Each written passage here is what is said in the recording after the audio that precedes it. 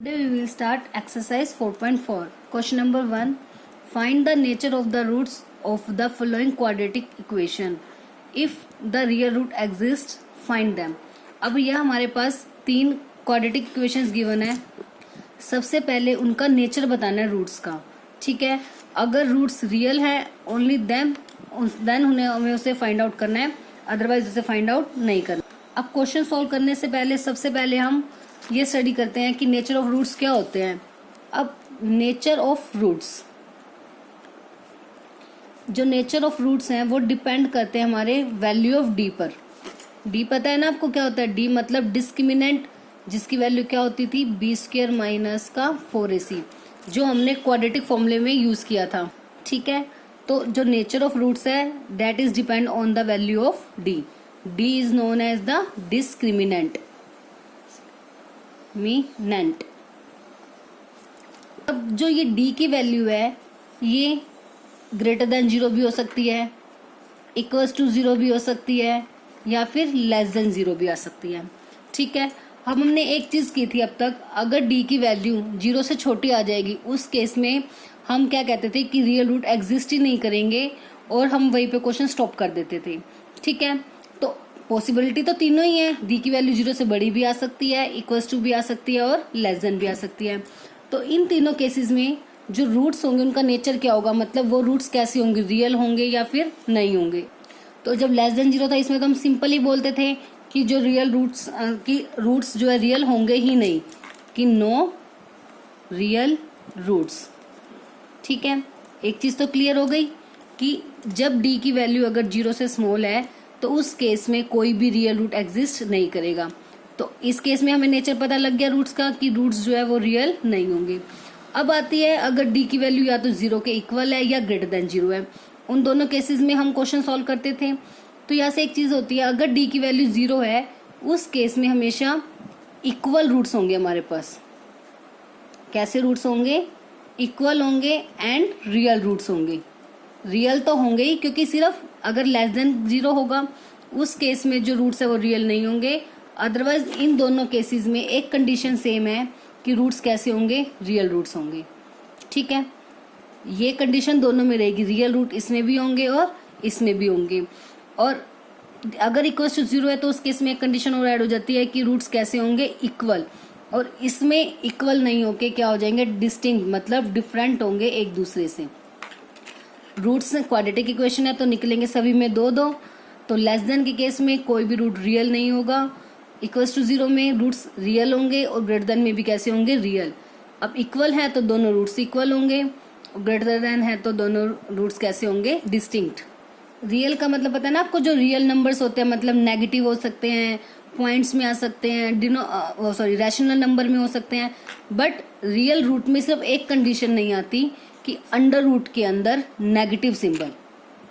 ठीक है, real root में एक कंडीशन नहीं आती, सब कुछ आते हैं रियल नंबर में. अंडर रूट वाली वैल्यूज आ जाती हैं, रैशनलाइज वाली वैल्यूज आ जाती हैं, रैशनल नंबर हो गए, कुछ भी. बट एक्सेप्ट अंडर रूट के अंदर माइनस नहीं आना चाहिए. अगर ऐसी वैल्यू आ जाती है तो उसे हम कॉम्प्लेक्स नंबर कहते हैं. अगर कभी भी रूट के अंदर नेगेटिव साइन आ जाता है तो उसे हम कॉम्प्लेक्स नंबर कहते हैं, जो कि आप क्लास 11th में पढ़ोगे भी. ठीक है, तो इसमें हमें सिर्फ 10 तक जो है हमारा सिर्फ रियल नंबर्स तक का ही है. तो हमें सिर्फ यही बताना, अगर रियल नंबर्स हैं ओनली देन हम उसे आगे कैलकुलेट करेंगे, अदरवाइज उसे हम वहीं पर लीव कर देते हैं.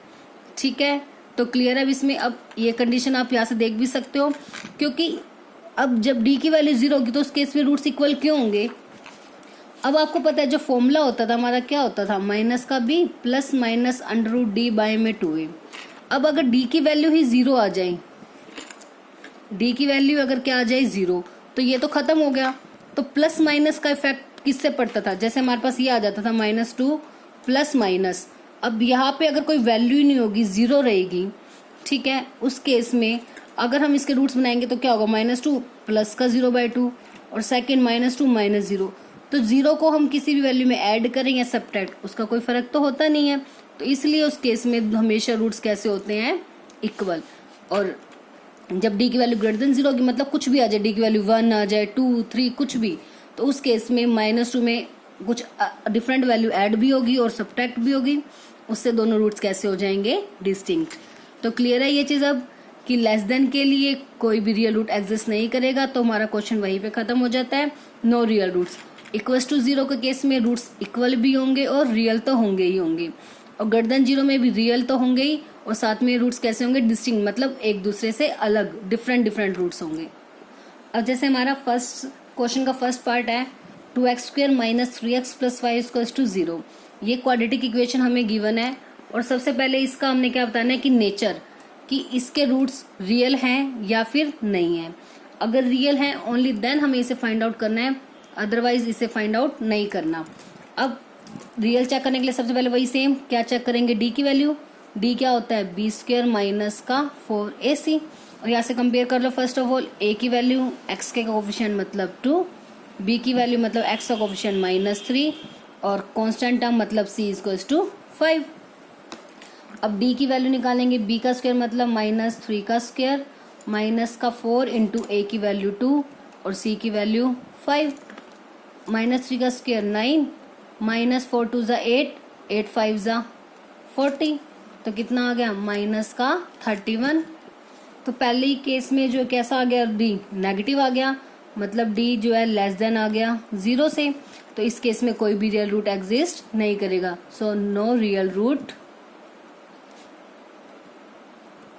एग्जिस्ट, या फिर रियल रूट डजंट एग्जिस्ट, आप ऐसे भी राइट कर सकते हो। तो बस इसको आगे सॉल्व नहीं करना। अब नेक्स्ट पार्ट है 3x² - 4√3x + 4 = 0। क्वाड्रेटिक इक्वेशन है, a की वैल्यू 3, b की वैल्यू -4√3 विद साइन लेना है, c की वैल्यू क्या हो जाएगी 4। फर्स्ट ऑफ ऑल क्या निकालना है, d की वैल्यू b² - 4ac, b मतलब -4√3 का स्क्वायर -4 मल्टीप्लाई a की वैल्यू 3, c की वैल्यू 4, 4 का स्क्वायर। अब इसमें में देखो -4√3 है, इसका स्क्वायर का मतलब क्या है, ये वैल्यू है, ठीक है। अब 4√3 मतलब 4 मल्टीप्लाई √3, तो जब भी स्टेप की दो वैल्यूज का स्क्वायर होता है तो उसमें -4 का स्क्वायर भी होगा और √3 का स्क्वायर भी होगा, दोनों अलग।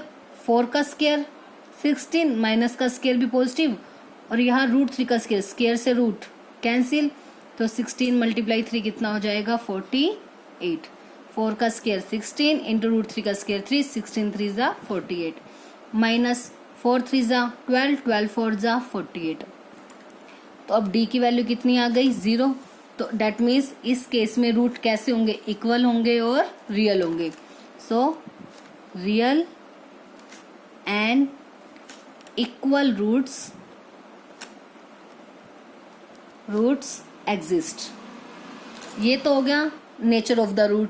अब उसके बाद बोला था अगर रूट्स जो है रियल हैं तो उन्हें फाइंड भी करना है, मतलब अब रियल आ गए तो हमें अब इस केस में x की वैल्यू भी फाइंड आउट करनी है, तो यूज कर लेते हैं क्वाड्रेटिक फॉर्मूला, x = माइनस का b plus minus d √d by में 2a, माइनस b की वैल्यू माइनस का 4√3 प्लस माइनस √d, d की वैल्यू तो कितनी आ गई 0 बाय में 2, a की वैल्यू कितनी है 3, माइनस माइनस प्लस, तो प्लस का 4 √3।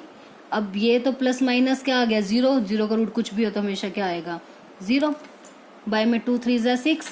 तो इस केस में दोनों रूट क्या हो गए 4√3/6, क्योंकि अगर हम एक बार 0 ऐड करते हैं और नेक्स्ट टाइम अगर 0 को माइनस भी करते हैं तो उसका कोई इफेक्ट नहीं होगा। सिंपल रूट्स क्या आ गए 4√3/6 और 4√3/6।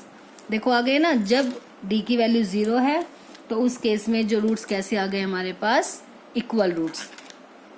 2 2 = 4, 2 3 = 6, 2 2 = 4, 2 3 = 6।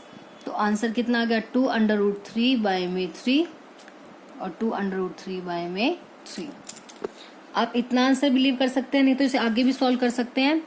अब देखो जो 3 है उसका मतलब क्या है, अब हमारे पास ये है, इसको हम √3 का स्क्वायर कर सकते हैं।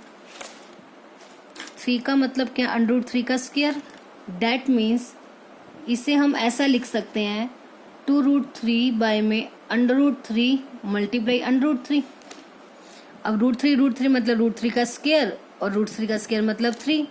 Same in this case √3 multiply √3, तो एक 3 से 3 कैंसिल, तो आंसर कितना आ गया 2/√3, 2/√3। आपकी मर्जी, आप यहाँ तक भी सॉल्व कर सकते हो, अदरवाइज यहाँ तक भी आप आंसर दे सकते हो।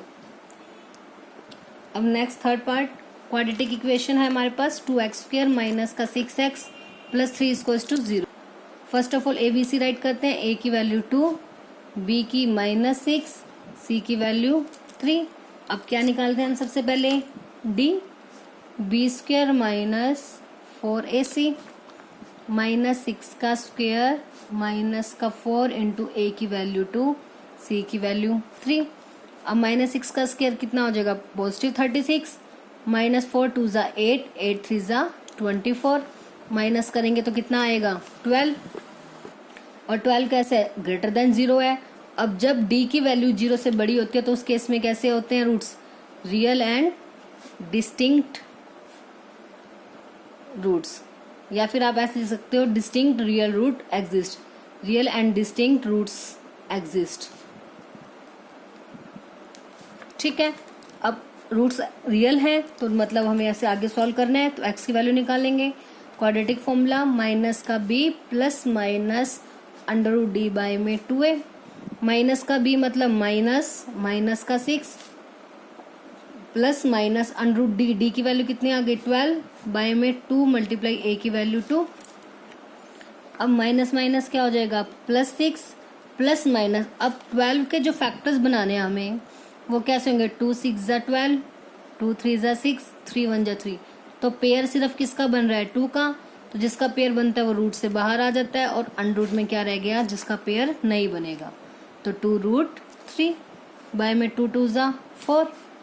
अब इनमें से क्या कॉमन आ रहा है, ऊपर से 2 कॉमन आ रहा है, अब 2 3 ज़ा 6 प्लस माइनस 2 1 ज़ा 2, तो √3 रह गया बाय में 4, 2 1 ज़ा 2, 2 2 ज़ा 4, तो आंसर आ गया एक तो 3 प्लस √3/2 और एक 3 minus √3/2।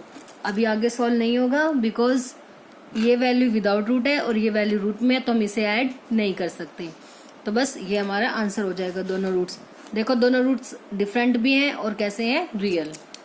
Now question number second, find the value of k for which each of the following quadratic equation so that they have 2 equal roots. अब ये क्वाड्रेटिक इक्वेशन हमारे पास गिवन है, अब इस केस में हमें k की वैल्यू निकालनी है, ताकि k की ऐसी वैल्यू फाइंड आउट करनी है जिसके लिए जो इन दोनों इक्वेशंस हैं उसके रूट्स कैसे हो जाए, इक्वल। इक्वल रूट्स हमें पता कब होते हैं, जब d की वैल्यू क्या होती है 0। तो अब क्या करेंगे इस केस में, d की वैल्यू को किसके इक्वल रख देंगे हम, 0 के इक्वल, वहां से किसकी वैल्यू आ जाएगी k। तो सेकंड का फर्स्ट पार्ट की इक्वेशन क्या है, 2x² plus kx plus 3 equals to 0। अब हमें k की वैल्यू निकालनी है जिसके लिए रूट्स कैसे हों, equal. So for equal roots put करना पड़ेगा हमें क्या, d को किसके इक्वल 0, क्योंकि इक्वल रूट्स तभी होते हैं जब d की वैल्यू क्या हो जाएगी 0। d का मतलब b² माइनस का 4ac किसके इक्वल आ गया 0। अब b² माइनस 4ac, अब यहाँ से a की वैल्यू कितनी है हमारे पास 2, b की वैल्यू k और c की वैल्यू कितनी है 3। अब b का मतलब है k का स्क्वायर माइनस का 4, a का मतलब है 2, c का मतलब है 3 विच इज इक्वल्स टू 0। तो k² माइनस 4 2 ज़ा 8, 8 3 ज़ा 24, तो k² की वैल्यू कितनी आ गई -24, इधर आके क्या हो गया प्लस। तो अब k की वैल्यू, अब स्केयरिंग हटाते ही क्या आएगा प्लस माइनस अंडरूट में 24, अंडरूट 24 मतलब इसके फैक्टर बनाओगे तो 4 6 ज़ा 4 का रूट हमें पता कितना हो जाएगा 2 √6। ठीक है, तो k की वैल्यू क्या आ गई प्लस माइनस 2√6। इसके लिए जो हमारे रूट्स होंगे k की वैल्यू अगर 2√6 प्लस माइनस का हम पुट कर देते हैं, उस केस में जो रूट्स कैसे होंगे हमारे इक्वल। सेकंड पार्ट क्या है हमारे पास, kx into x minus 2 plus 6 equals to 0। सबसे पहले इसे क्वाड्रेटिक बनाते हैं, मतलब इसे ओपन करते हैं ब्रैकेट को, kx की मल्टीप्लाई दोनों के साथ होगी, kx² माइनस का 2kx प्लस का 6 इक्वल्स टू 0। अब यहाँ से a की वैल्यू k आ गई, b की वैल्यू माइनस का 2k और c की वैल्यू 6। अब सेम इसमें भी राइट करेंगे, for equal roots equal roots के लिए क्या करेंगे, पुट कर देंगे d की वैल्यू को 0, d का मतलब b स्क्वायर माइनस का 4ac इक्वल्स टू 0, b का मतलब माइनस का 2k का स्क्वायर माइनस का 4 इंटू a की वैल्यू है k और c की वैल्यू है 6 इक्वल्स टू 0, माइनस 2k का स्क्वायर 4k स्क्वायर माइनस 6 4 ज़ा 24k which is equals to 0। अब 4k स्क्वायर माइनस 24k आ गया, अब k 4k कॉमन आ रहा है तो यहाँ से k माइनस 4 6 ज़ा 24k बाहर आ गया इक्वल्स टू 0। तो दो फैक्टर्स बन गए, तो आइदर 4k इक्वल्स टू 0 और k माइनस 6 इक्वल्स टू 0।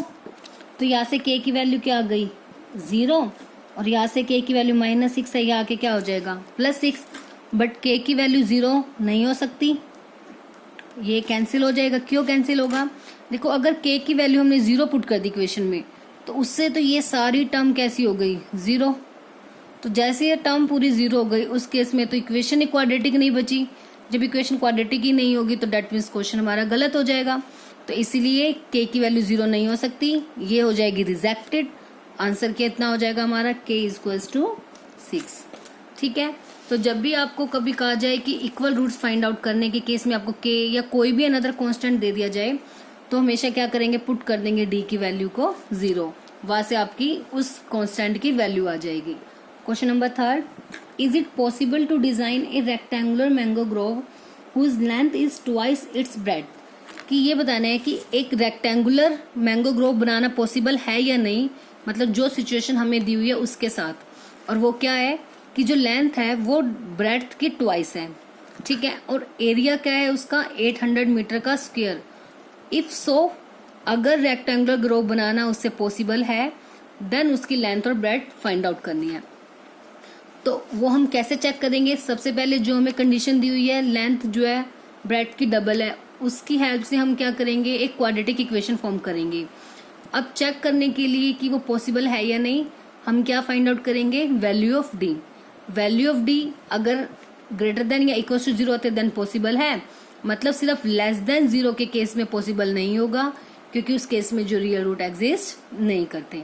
ठीक है, तो अगर डी की वैल्यू लेस देन 0 नहीं आती तो हमें उनकी लेंथ और ब्रेड्थ को फाइंड आउट करना है। तो फर्स्ट ऑफ ऑल हमने लेट कर ली, ब्रेड्थ कितनी है x मीटर, तो लेंथ जो है ट्वाइस है ब्रेड्थ की, ट्वाइस है मतलब उसका 2 टाइम, तो ब्रेड्थ x है तो लेंथ कितनी हो जाएगी 2x। एरिया हमें दिया हुआ है 800 मीटर का स्क्वायर। अब एरिया क्या होता है, लेंथ मल्टीप्लाई ब्रेड्थ, जो कि किसके इक्वल है 800, लेंथ मतलब 2x मल्टीप्लाई ब्रेड्थ मतलब x which is equals to 800।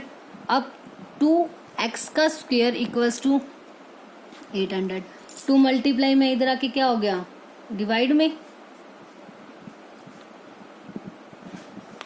x square equals to 400। अब इसमें देखो डायरेक्टली हमारी इसमें कोई कांस्टेंट टर्म और क्या दी हुई थी हमें, जोन सी सेकंड पावर, मतलब इसमें जो x वाली वैल्यू है वो मिसिंग है, उसकी वजह से हमारी सिंपल क्वाड्रेटिक इक्वेशन फॉर्म हो गई, जिससे हमें कोई भी फॉर्मूला मतलब ना क्वाड्रेटिक फॉर्मूला अप्लाई करना पड़ा ना उसके फैक्टर, इससे डायरेक्ट हमारी वैल्यू आ गई। ठीक है, तो इसलिए इसमें डी फाइंड आउट करने की नीड नहीं है, या एक्स की वैल्यू से ही हमें क्लियर हो जाएगा कि पॉसिबल है या नहीं है।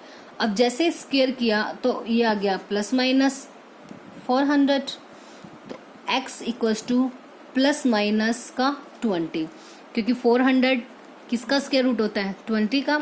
अब x क्या है हमारी ब्रेड्थ, और ब्रेड्थ कभी भी नेगेटिव नहीं हो सकती, तो इस केस में x की वैल्यू कितनी हो जाएगी 20, जो -20 है वो क्या हो जाएगा rejected, as breadth can't be negative.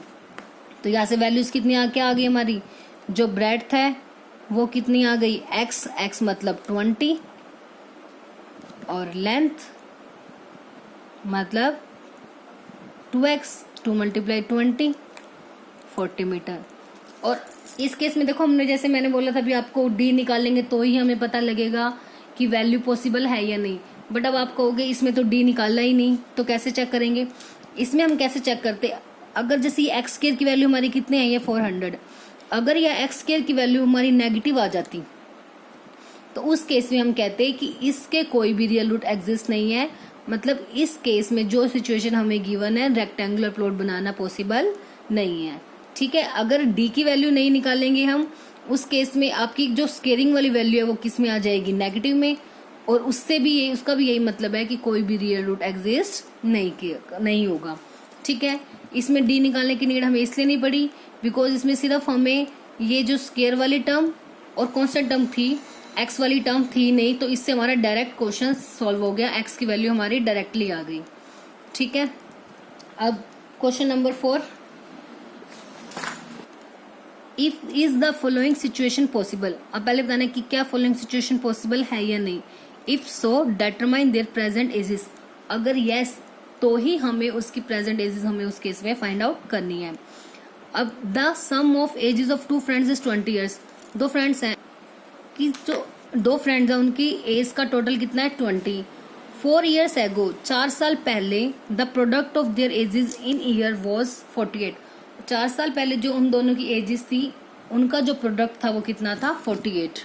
अब मान लो लेट कर लिया हमने, फर्स्ट फ्रेंड की एज कितनी है x ईयर, तो सेकंड की कितनी हो जाएगी, दोनों की एज का टोटल था 20, 20 में से एक की हो गई x, तो दूसरे की कितनी बच गई 20 माइनस एक्स।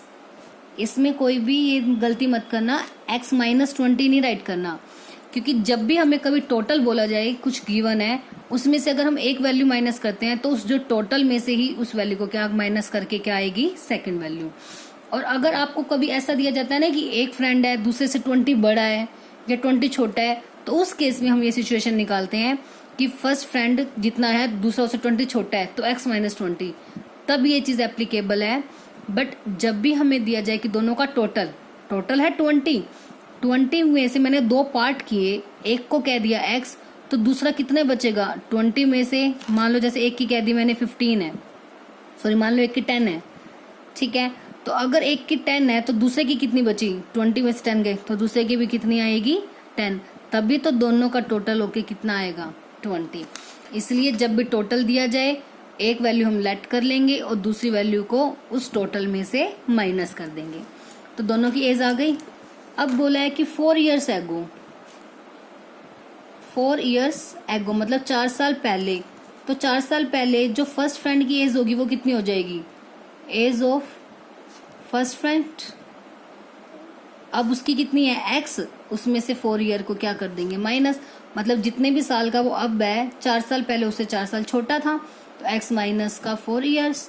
ऐसे ही जो सेकंड फ्रेंड की एज है वो कितनी आ जाएगी, अब वो है 20 माइनस एक्स का, तो 4 साल पहले करने के लिए उसमें से माइनस का 4, मतलब 20 माइनस 4 16 माइनस एक्स ईयर्स, ये दोनों की एजेस आ गई। अब उन्होंने बोला है कि कंडीशन हमारे पास क्या है अकॉर्डिंग टू क्वेश्चन, 4 साल पहले जो दोनों की एजेस थी उनका प्रोडक्ट 48 था, प्रोडक्ट मतलब 4 साल पहले फर्स्ट की एज थी x माइनस 4, सेकेंड की थी 16 माइनस एक्स, इनका प्रोडक्ट इक्वल है 48 के। अब इनको मल्टीप्लाई पहले x की दोनों के साथ, 16x माइनस का x स्क्वायर, 16 4 जा 64 माइनस माइनस प्लस का 4x इक्वल्स टू 48। अब सभी वैल्यूज को हम राइट साइड पे लेके जाते हैं बिकॉज माइनस का x स्क्वायर है, अगर राइट साइड पे जाएगा उससे क्या हो जाएगा पॉजिटिव, तो उधर जाएगा तो प्लस का x स्क्वायर, प्लस 4x उधर जाके क्या होगा माइनस, और ऐसे ही प्लस 16x इधर आके क्या हो गया माइनस का 16x। देखो माइनस एक्स के राइट साइड पे गया प्लस, 16 प्लस राइट साइड पे गया इधर माइनस, 4 राइट साइड पे गया माइनस, माइनस 64 जाएगा तो प्लस, ये ऑलरेडी राइट साइड पे ही है।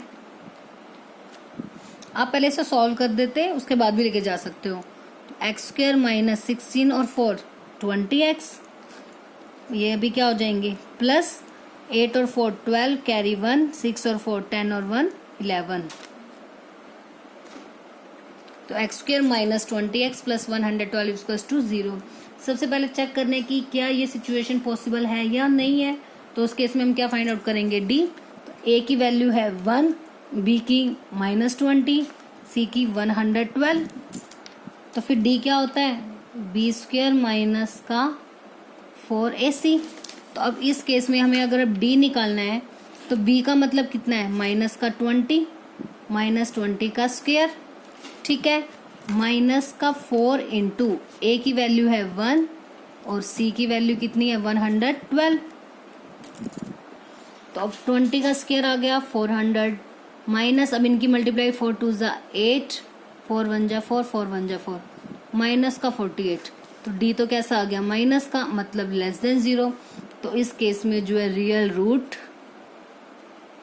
Does not exist. तो डेट मीन्स जो ये सिचुएशन है वो पॉसिबल नहीं है। So given situation is not possible. ठीक है, डी की वैल्यू नेगेटिव आ गई तो गिवन सिचुएशन पॉसिबल ही नहीं है, तो इसलिए हम इसे आगे सॉल्व करके इसमें एजेस फाइंड आउट नहीं करेंगे। Now last question, is it possible to design a rectangular park of parameter 80।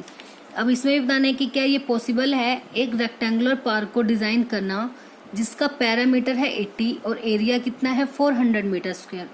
अगर पॉसिबल है then find its length and breadth. अब इसमें हमें 80 मीटर और एरिया कितना है 400 मीटर स्क्वायर। तो सबसे पहले लेट कर लेते हैं, लेंथ जो है वो x हो गई और ब्रेड्थ क्या हो गई y मीटर। ठीक है, अब पैरामीटर हमें दिया हुआ है 80 मीटर और जो एरिया है वो कितना है 400 का मीटर स्क्वायर। पैरामीटर का मतलब होता है 2 इंटू लेंथ प्लस ब्रेड्थ, मतलब 2 into x plus y which is equals to 80। Length है x, ब्रेड्थ थी y, तो 2 into x plus y equals to 80। तो x प्लस वाई कितना आ गया यहाँ से 80, ये डिवाइड में आके 2 चला गया तो विच इज इक्वल्स टू 40। अब एरिया होता है लेंथ मल्टीप्लाई ब्रेड्थ, मतलब x multiply y which is equals to 400। अब हमें तो क्या फॉर्म करनी है क्वाड्रेटिक इक्वेशन। तो क्वाड्रेटिक इक्वेशन फॉर्म करने के लिए अब इसमें से हम x या y की एक वैल्यू निकाल के इसमें पुट कर देते हैं। तो x की वैल्यू मान लो यहाँ से निकाल देते हैं 40 माइनस का y। अब इस वैल्यू को इसमें हम पुट कर देंगे, तो x के प्लेस पे पुट कर दिया 40 माइनस y। तो मतलब फर्स्ट इक्वेशन से हमने वैल्यू निकाल के किसमें पुट कर दी, इन इक्वेशन नंबर सेकंड। या आप ऐसे भी कर सकते हो, यहाँ से x की वैल्यू आ गई 40 माइनस वाई। ठीक है, now put the value of x in equation number 1। 40 minus y, y as it is which is equals to 400। अब y की दोनों के साथ मल्टीप्लाई कर देते हैं, 40y माइनस का y square which is equals to 400। इसको इक्वेशन नंबर 2 नाम दे दिया। अब माइनस का आ गया वाई स्क्वायर, अब उस साइड लेके चले जाते हैं सबको, तो प्लस का वाई स्क्वायर हो जाएगा माइनस का 40y, और ऑलरेडी ये राइट साइड पे है तो प्लस का ही रहेगा। अब इसमें सेम चेक करते हैं पहले पॉसिबल है या नहीं, डी की वैल्यू निकालते हैं। अदरवाइज आप डायरेक्ट इसके फैक्टर्स बना के भी सॉल्व कर सकते हो। अगर y की वैल्यू नेगेटिव नहीं आती, दोनों वैल्यूज अगर नेगेटिव आ जाती हैं तो उस केस में तो हम कहेंगे कि पॉसिबल नहीं है, और अगर दोनों वैल्यूज पॉजिटिव या एक वैल्यू पॉजिटिव आ जाती है तो यस उस केस में पॉसिबल है। फिर भी अगर हम डी से निकाल लेते हैं जिससे आपको इजी रहेगा, बी स्क्वायर माइनस का 4ac, बी मतलब माइनस का 40 का स्क्वायर माइनस 4 इंटू ए की वैल्यू 1, सी की वैल्यू 400। 4 का स्क्वायर कितना हो गया, 4 4 जा 16, 1600 माइनस 4 4 जा 16, 1600। डी की वैल्यू कैसी आ गई 0, इसका मतलब यस वैल्यू पॉसिबल है। अब रूट निकालेंगे y इक्वल्स टू, देखो अब इसमें इक्वेशन जो है क्वाड्रेटिक इक्वेशन y में है, तो यहाँ पे आप जब क्वाड्रेटिक फॉर्मूला यूज करोगे तो यहाँ पे क्या राइट करेंगे y, x राइट नहीं करेंगे because our quadratic equation in y। Minus का b plus minus under root D by में 2a। ठीक है, अब माइनस b की वैल्यू क्या है माइनस का 40, minus 40 plus minus under root D मतलब 0 बाई में 2a, a की वैल्यू वाई स्क्वायर का कोफिशिएंट मतलब 1, माइनस माइनस प्लस 40 बाई में 2, दोनों वैल्यू सेम आएंगी बिकॉज जब डी 0 आ गया तो रूट्स आर इक्वल, प्लस 0 या माइनस 0 कोई फर्क नहीं पड़ेगा, तो दोनों केस में आ गया 20 और 20। तो y की वैल्यू 20 है तो पुट कर देते हैं जो y की वैल्यू 20 इन इक्वेशन नंबर 2।